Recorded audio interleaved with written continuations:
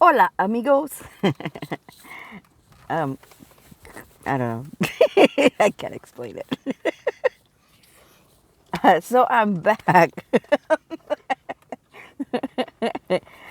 I only God. Only God. That's all I can say. Okay. So in previous videos, I have said that I'm in Act 3 and that this was the interlude. Well, the opening act was last night. And it turns out, dun, dun, dun, dun. So every movie, every drama, or every type of acting, play, whatever, starts out, explaining the narrative of the main characters, and, kind of gives you a background of their lives and all that, you know. And then the second part is there's something that causes the two main characters to drift apart from each other. Whether it's the lies or it's the what do you call it? The situations start happening that make things look different or not what they appear. Not what they are in reality. Okay? So where I work, I told you guys that God brought me to the place where the first Redeemer was at. And for selfish reasons, because he wasn't willing to change his behavior, his attitude, his lifestyle, he said no to me. Now that he's starting to see the value, now that he's starting to see the blessings that come with me, he is changing his attitude towards me. But it was too late, because now I don't want anything to do with him. I don't want to be. I already know that God has a better fit that I belong to. A man that is going to treat me with the love of God. He's not going to look at me as a second option. He's not going to look at my past and say, ew, no, no, no. He's not going to make me feel like the things that I have been through aren't because of God. He's not going to make me feel, he's going to encourage my relationship with God. He's going to encourage my prayer time with my Father. He's going to encourage my prayer, he's going to embrace the movings that I will, or the how can I say this? He's going to embrace when I have a word to give him, or when I have direction to provide for him. And he'll appreciate it, and he'll accept it, and he'll embrace it, because it knows it comes from God. Now, if I had gone with this other man, if I had made my own personal choice and gone with my flesh, gone with my will, because he's there, the other man isn't, I would have gone through a similar life as what I went through with my ex-husband. He had the Jezebel spirit on him. He had narcissistic tendencies. He was manipulative. He was gaslighting. He was undermining my authority. And this man is, there are some differences, but this man exhibits some of the same traits. And that is one of the reasons why I will never be with this man, because I went through such a hard life with my first husband that I'm not willing to go through that again. And, there has been a lot of chatter about God will not give you a replacement husband or a replacement spouse.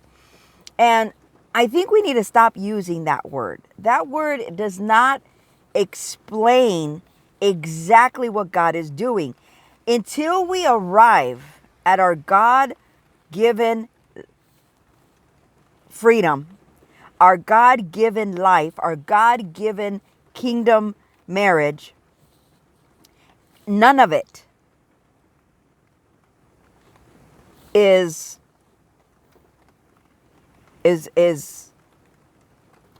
well, I should say all of it is training. Every relationship, every interaction, everything that he puts it, that he has written into our lives, every curve, every hill, every drop, every downgrade, every upgrade, every sideways and this way and that way, all of it is to teach us what God really wants for us and to allow us to create a foundation of understanding so that when we get to where he wants us to go, we will not accept anything but his work, anything but what he has for us, because we know the difference between the world, the flesh, and God. And there is so much focus on the labels that humans put on things. And that just tells you where a person is in their walk, in their path, is they're not ready because they're still using the labels of the world. That's not what God calls it. That's not how God sees it. That's not how, sorry, it's raining, so I don't know if you can see it, but it's really raining outside.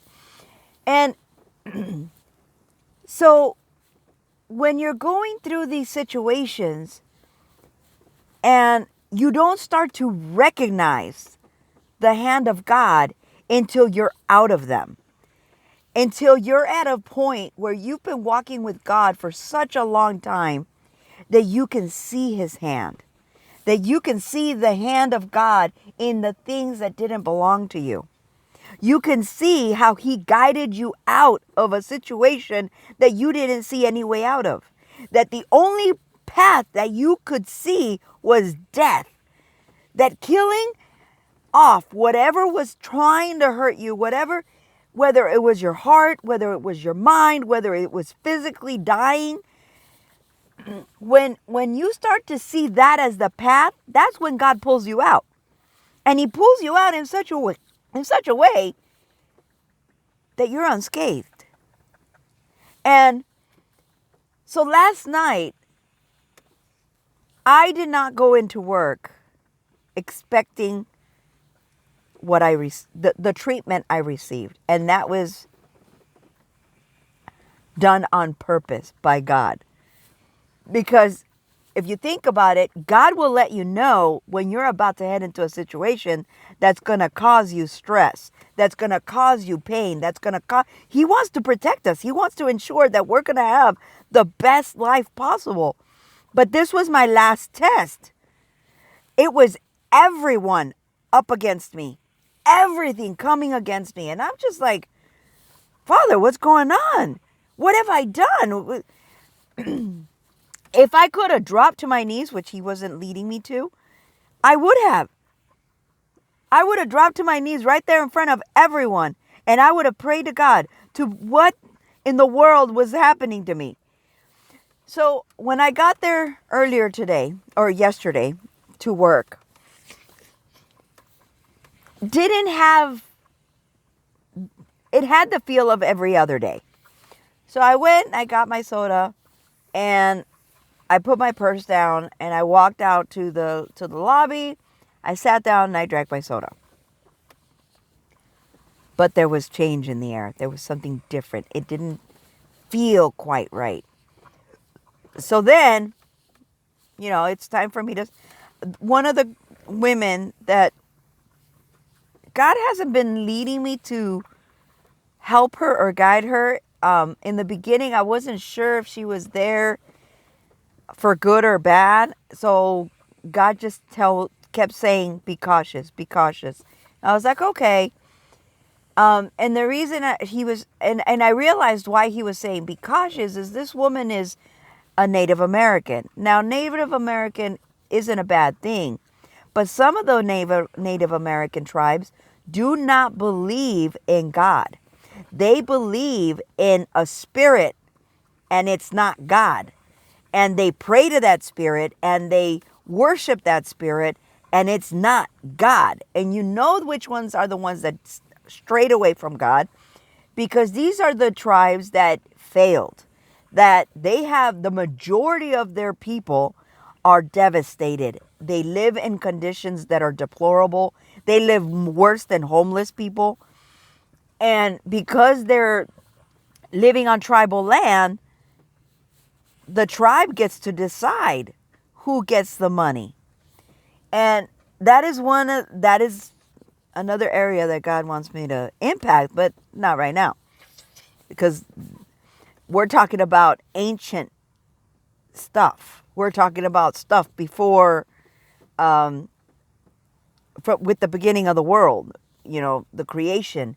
And these individuals have rituals, and they have passed on instruction and information and to their different families. And so me by myself,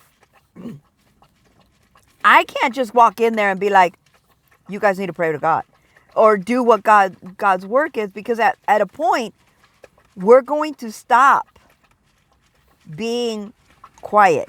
We're going to stop being in the dark, hidden. We're going to start being vocal. We're going to start being, and not like some of the prophets on YouTube, or some of the prophets that you've heard of in the past, where God has been sounding the alarms.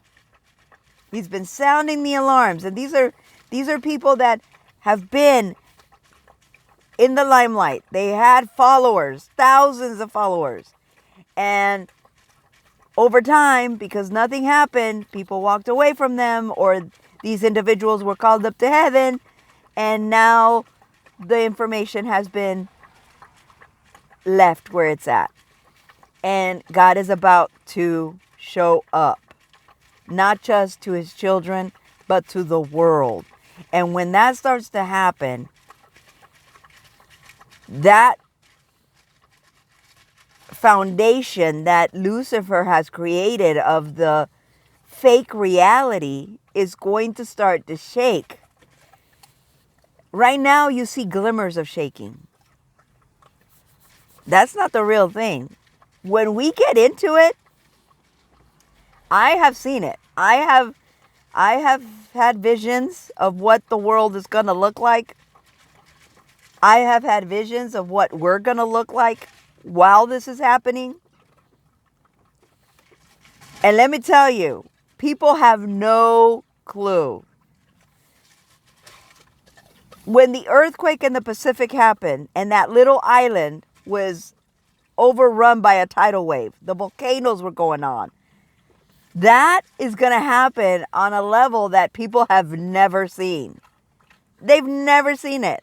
Remember, God's word does not come back to him void. So everything that's in the Bible must come to pass. So this country is going to be split by a volcano. It's not over yet, but we don't have to be afraid. It's not how we think it's going to happen. It's not how we think. It's going to be an insane ride. I had no idea I was going to go on this tirade. But anyway, so I get to work, and this young woman, I wave her over, and because she had a situation happen at home where a man came and shot a gun into her home, and she's got small children. She's got 5 children, and they range from, months old to 13, 15 years old. And when she told me, I was like, wow, okay. So I prayed over her, and God has led me to pray over her here and there, because I always pray for people. It's the only thing I can do for you. I can only pray. God comes in and he does what he does. I can only pray. I can only pray, and I can only pray, and I can have faith that he's going to come in and he's going to change your life like you've never seen before. Okay. So all of this started happening after Tanya sewed $100 into me. I had no idea that this was going to be like the beginning of Act 3. So I thought it was going to be on Monday. Monday was going to be the beginning of Act 3. But no, interlude, the intermission has ended, and I am now full-fledged into Act 3.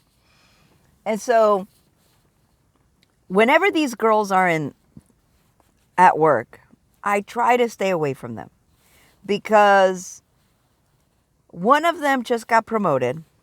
The other one is now being trained by the trainee manager, because she's not ready yet to take on her own store. She's not ready to have her own. I mean, there is so much more she's got to learn. Right now, all she's getting her feelings on, her feelers on, is telling people what to do. And she's already started getting criticism from the other store that she's at. They're telling her she's too hard. She's too forceful. She's too this. She's too that. And she's upset because she's like, I know what I'm doing. I don't need to be told. I've been here for 6 years. That's what inexperience does. Just because you know what you're doing, just because you know the work, doesn't mean you have the finesse of a tenured manager to not let little things get under your skin. So yesterday, I had both of them. Diana, go get the phones. Diana, go do this. And I'm looking at them like, I don't need to be directed. I know how to do my job. So I'd do the phones a little bit, and then I'd go do dishes.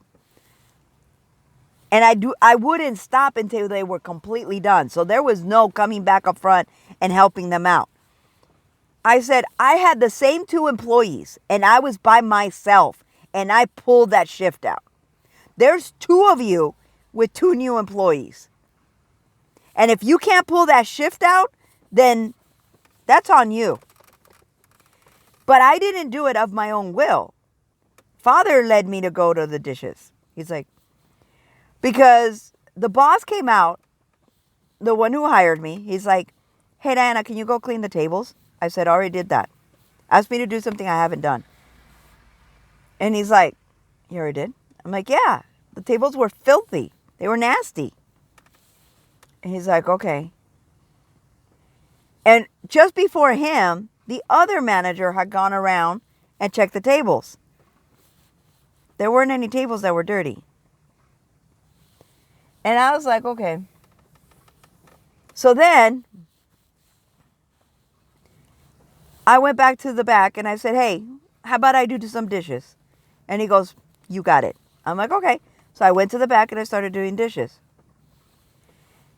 Unbeknownst to me, well, every time they pass by, God's like, see, they're checking on you. See, they're checking on you. And I've already known these girls didn't like me. They've been looking for a way to get rid of me. They've been looking for an excuse that they can use to get the boss to fire me. But God has been like, keep your mouth shut. Keep your mouth shut. Keep your mouth shut. Keep your mouth shut.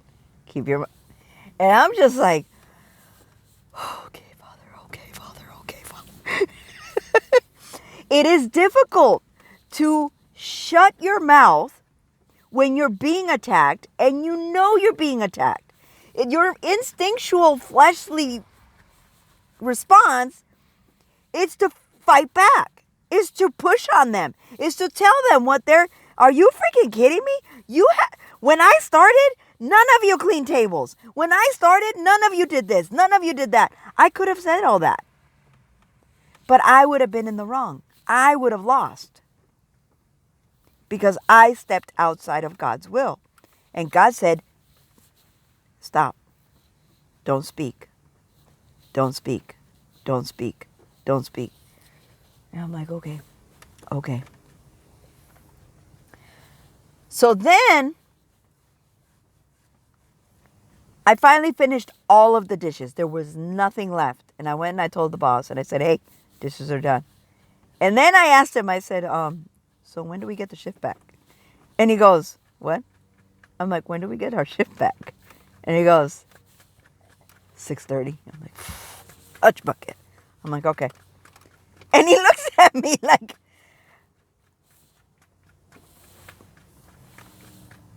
he's like, how did she know? God. But I didn't say anything to him about that.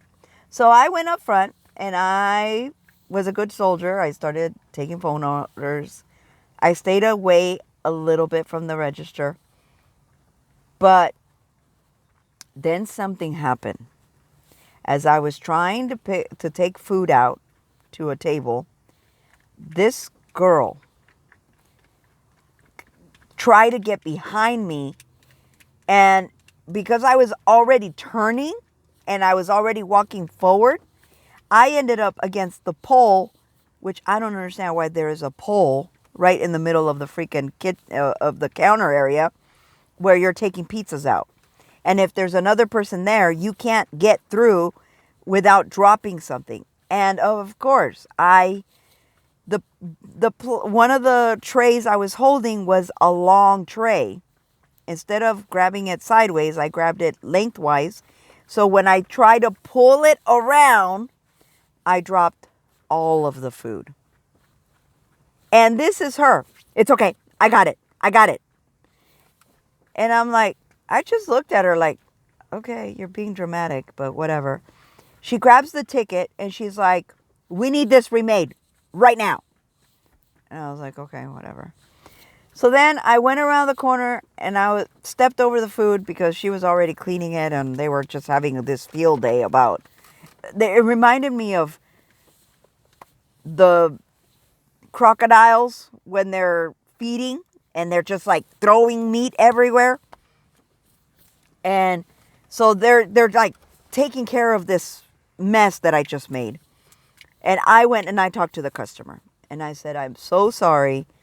I had an accident with your food. I dropped it. And the guy, the father was like, what about the breadsticks? I'm like, I'm sorry, they went down too. And I said, but I'll tell you what, because you're going to be waiting for another 7 minutes for your food, I am going to make you some mozzarella sticks. Okay. And he's like, deal. So I went back to the back and I told my boss, I said, hey, can you make me a dozen mozzarella sticks? And he goes, what happened? And I said, well, I just threw their food on the floor. And he looked at me. I'm like, I know. So I'm giving them the mozzarella sticks to hold them over until their food gets out. And he's like, okay, I'll give you those. I'm like, okay. So I stood there waiting. And then he handed me a stack of 3 boxes of wings. And where I was standing, somebody else cut me off, but he didn't do it in a way that he was trying to make me drop food like the other girl did. I was able to, and he's like, what's wrong? And I'm like, you kind of cut me off. And he goes, well, you're standing right in the doorway. And I was like, if you saw me. Anyway, so I put the stack of food down. And then I went back to stand waiting for the mozzarella sticks. So the mozzarella sticks were finally done. I took them out, gave them to the family, and said, thank you so much for your patience. I appreciate it.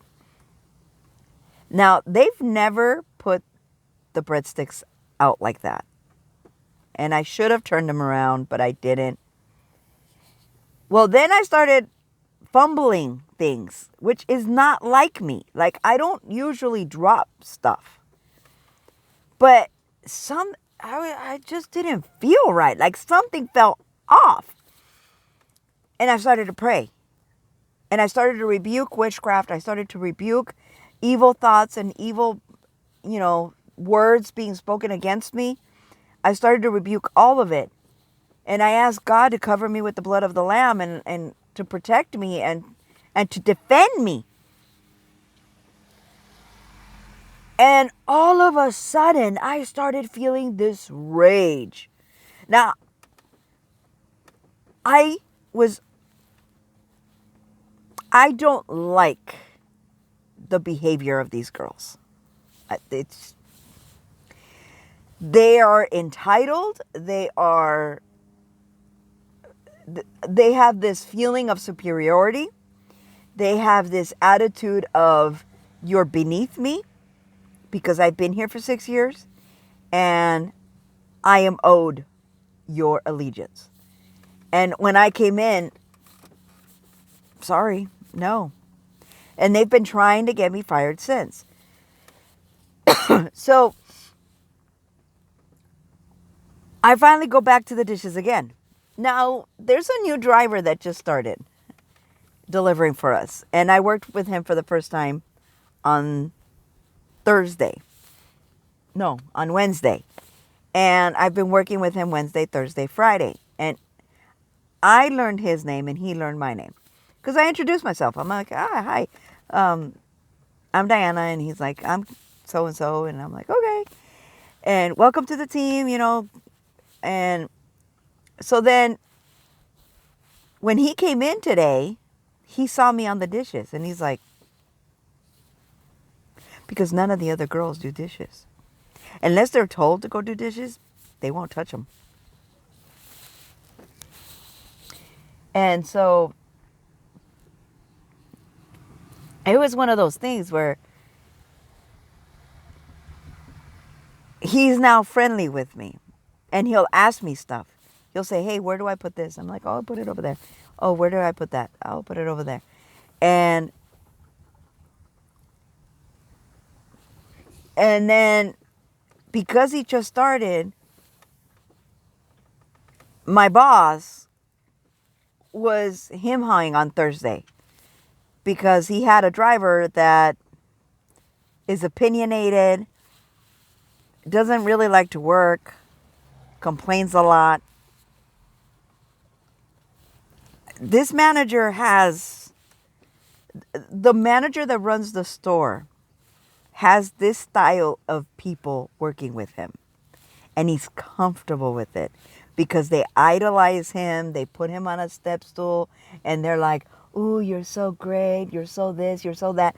But what he doesn't realize is that behind his back, they're talking so much stuff about him and calling him all kinds of names.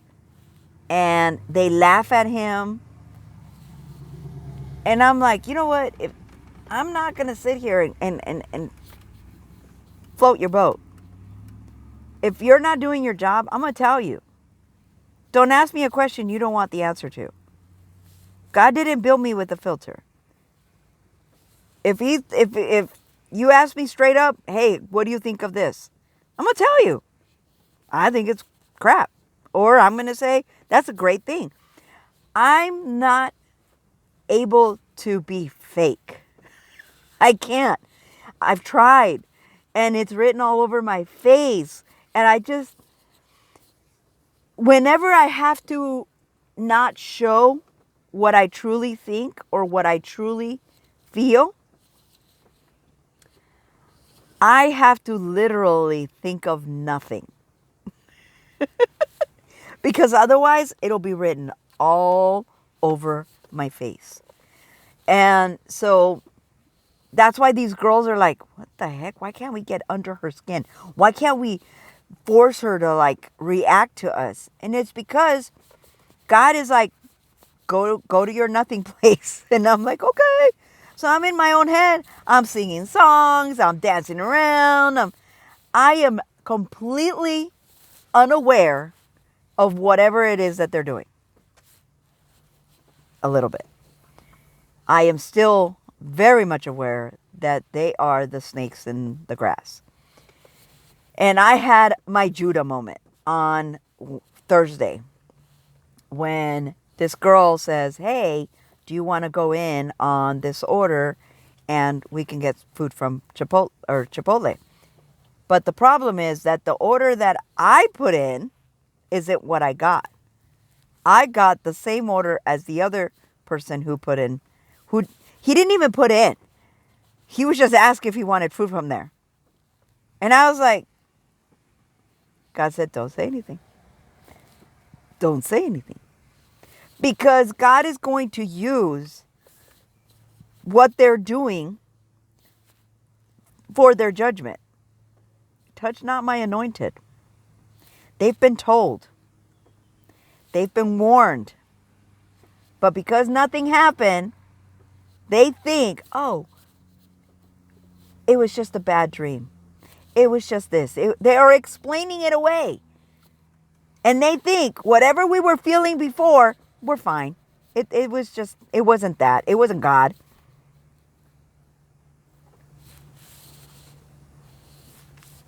I wouldn't, I've seen many people who are taking jabs at God, and God, right, like that, punishes them.